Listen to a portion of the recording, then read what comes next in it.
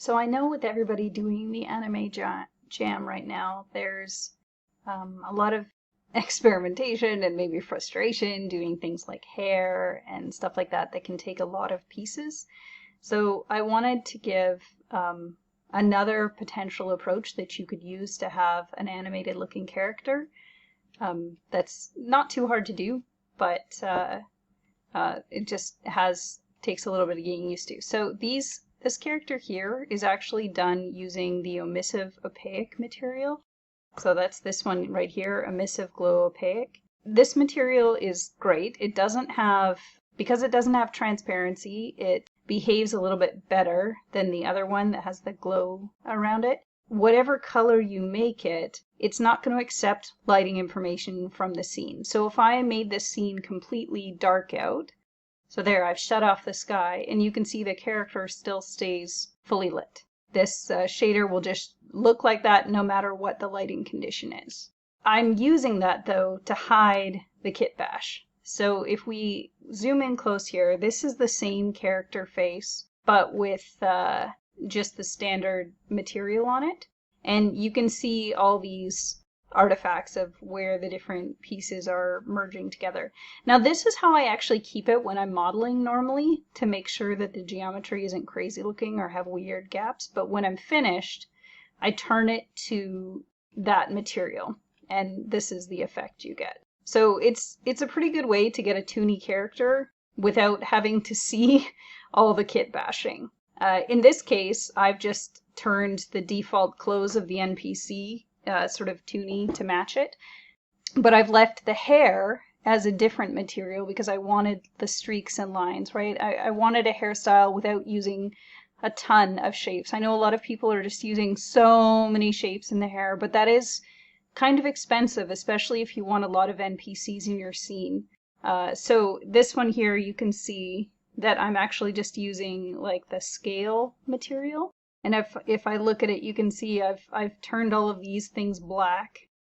Over here, you can see I've changed the tiling till it looks streaky. So it's a pretty good effect. It's pretty cute.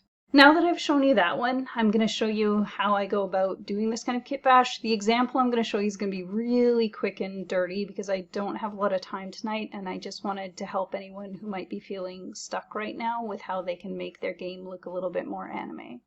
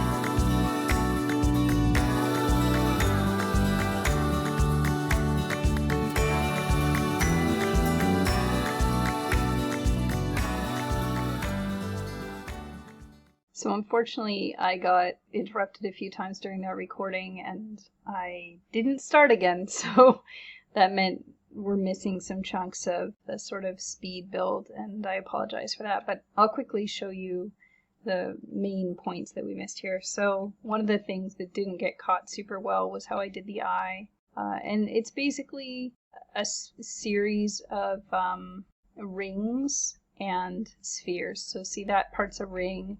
These parts are spheres that I've flattened because we don't want the eyes to stick off the head like a bug or something. This actually needs to be.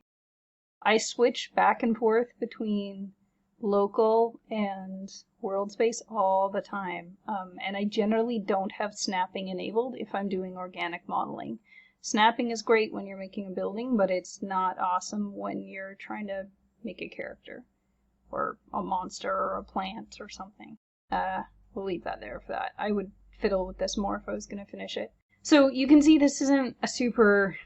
I would definitely tweak this heavily. The main point is that, you can give something really giant eyes and a cute little nose and a cute little mouth, and this hair is only like 4 pieces, and it reads well enough, It's just another approach. I mean, the shaders and everybody's doing beautiful work so far. I'm very excited, but I know that it's not always obvious the ways in which we can use shaders, so I just wanted to point out that you have some options if you want something that looks a little more cel shaded.